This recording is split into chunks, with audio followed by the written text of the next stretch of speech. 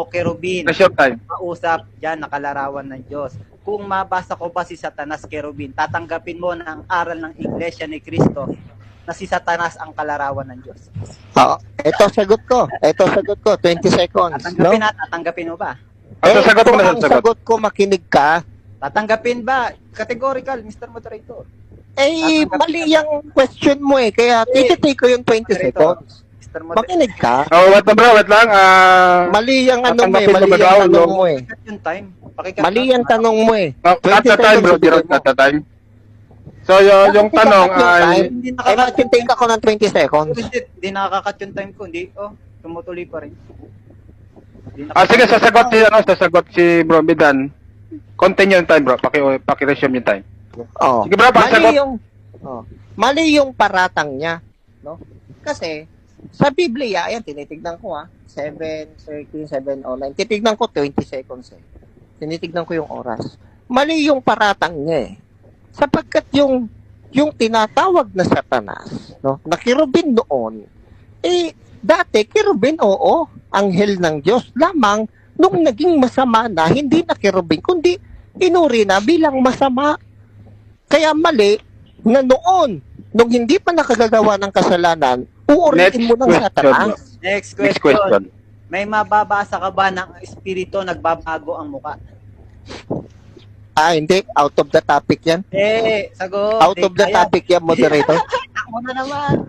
Out. Anong topic? Wait lang Moderator side. Moderator, pwede bang manggaling Moderator sa side. bibig mo? Pwede bang manggaling sa bibig mo, moderator? Ikaw na umawat. Ulit yung tanong bro Alden. Ano yung tanong? Di ko na gets. Sabi niya kasi, nagbago no? Ang tanong ko, yung espiritu ba, yung muka nagbabago ayon sa Biblia? Moderator, tatanggapin mo yung tanong na yan? Wait lang bro, no? Yung, ang ano ba bro, mag-rebat, so wala namang usapan ng espiritu. So next question, paki-rephrase yung tanong. Palitan yung Tama tanong. ba yung tanong niya, moderator, o mali?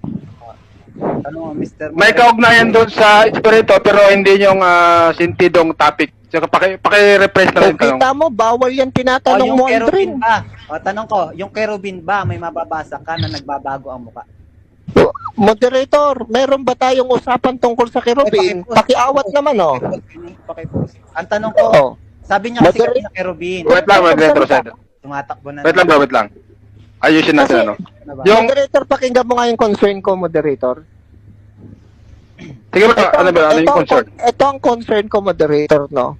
Ipinagpapalagay niya kasi na inaatrasan ko. Ang sinusunod ko, yung rules na ginawa niya. Ngayon, kung out of the topic yung kanyang mga itinatanong, ipinagpapalagay niya na inaatrasan ko. Kaya, mas maganda, moderator, ikaw na mismo. Okay, lagyan natin sa ayos, ulitin natin. Ano oras? 6 minutes and 20 seconds. Next question tayo, paki-connect bro Aldrin yung tanong doon sa pinaka-topic doon sa kanatin at sa kay Cristo doon sa Order of Yung kanatin Okay. niya kasi kanina, ito tanong ko, sabi mo, yung kanatin niyang kerubin. Tanong ko, si Satanas ba kerubin ayon sa Biblia? Sagot bro Abidan. Si Satanas ba daw Robin? Moderator, ito sasagutin ko yan, ha? Takbo. Anong takbo? Sasagutin. Sige bro, 20 seconds, 20 seconds pakisagot. Pero, moderator, saan